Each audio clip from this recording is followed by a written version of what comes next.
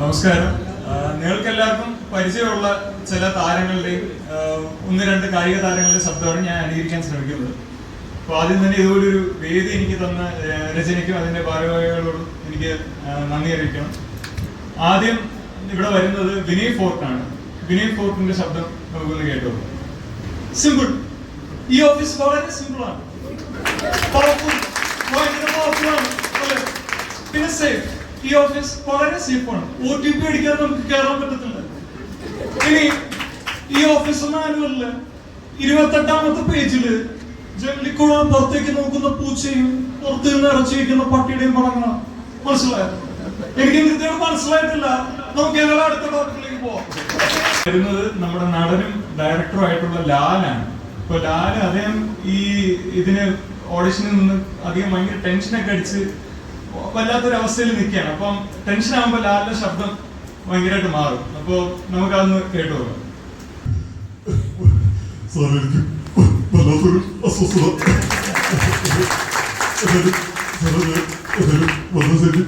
Dialogue പറയാം. പോലീസിൽ നിന്നോ കസ്റ്റഡിയിൽ നിന്നോ ജഡ്ജിയിൽ നിന്നോ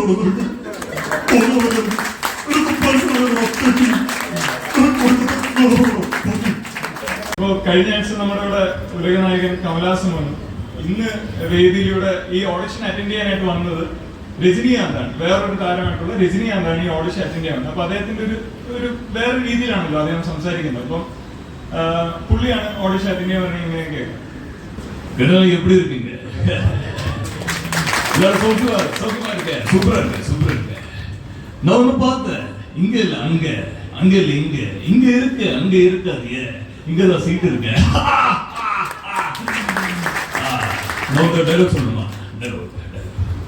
போலீஸ் இந்த சொல்லுவாங்க, தோழரே அவ எடுக்க மாட்டேன், அவசர கூட்டமா இருக்கலாம். எப்படி பண்ணுகிறோ கூட்டமா வரும், സിംഗിളാ വരും. നമ്മുടെ ദുൽഖർ സൽമാന്റെ ചാർലി എന്ന സിനിമയിലെ ഒരു ഡയലോഗ് ദുൽഖർ അത് അനുകരിക്കാൻ. എന്റെ സിസ്റ്റർമാരെ കൊണ്ടുവരാൻ പാടും.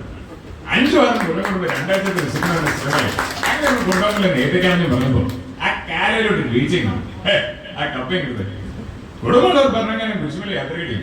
ഒന്ന് ഡിഗ്രേറ്റ് ചെയ്താൽ കുറെ വയസ്സന്മാരെ താമസിക്കുന്ന സ്ഥലമുണ്ട്. ഒന്ന് കയറിക്കൊണ്ട് പ്രാർത്ഥിച്ചു പറഞ്ഞു. അവിടെ കിടന്നുകൊണ്ട് തന്നെ പറഞ്ഞു. അല്ലാതെ ഈ സിസ്റ്റർമാരുടെ നമ്മുടെ കുഞ്ഞപ്പം പറയുന്ന പഴയ ദേശം പറയാൻ പറ്റുള്ളൂ.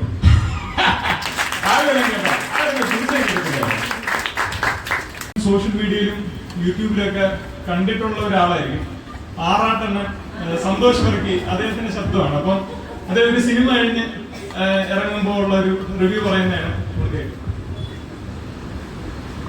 ലാലേട്ടൻ അടിപൊളിയായിട്ടുണ്ട്. ഫസ്റ്റ് ഹാഫ് നന്നായിട്ടുണ്ട്, കുഴപ്പമില്ല. സെക്കൻഡ് ഹാഫ് ഫുള്ള് സ്റ്റോറിയാണ്, ഫസ്റ്റ് ഹാഫ് ഫുള്ള് കഥയാണ്. എല്ലാവരും നന്നായിട്ടുണ്ട്. ഫൈറ്റ് ഉണ്ട്, കുഴപ്പമില്ല. മ്യൂസിക് ഉണ്ട്, കുഴപ്പമില്ല. ഡാൻസ് ഉണ്ട്, കുഴപ്പമില്ല. എല്ലാവരും നന്നായിട്ട് ചെയ്തിട്ടുണ്ട്. നടിമാരെല്ലാം ബ്യൂട്ടിഫുൾ ആണ്. എനിക്ക് കല്യാണം കഴിക്കാൻ താല്പര്യമുണ്ട്. എല്ലാവരും നന്നായിട്ട് ചെയ്തിട്ടുണ്ട്. ഇത് എനിക്കതിനുള്ള നെഗറ്റീവ് ക്യാമ്പയിൻ ആണ്.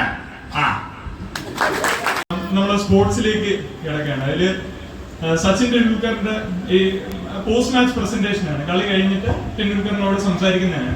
അപ്പൊ അത് ട്രാൻസ്ലേറ്റ് ചെയ്ത് കൊടുക്കാനായിട്ട് സഞ്ജു സാംസണും കൂടെ ഉണ്ട്. മലയാളത്തിലേക്ക് ട്രാൻസ്ലേറ്റ് ചെയ്ത് കൊടുക്കാൻ. അപ്പം ആദ്യം സച്ചിനോട് ചോദിക്കാം.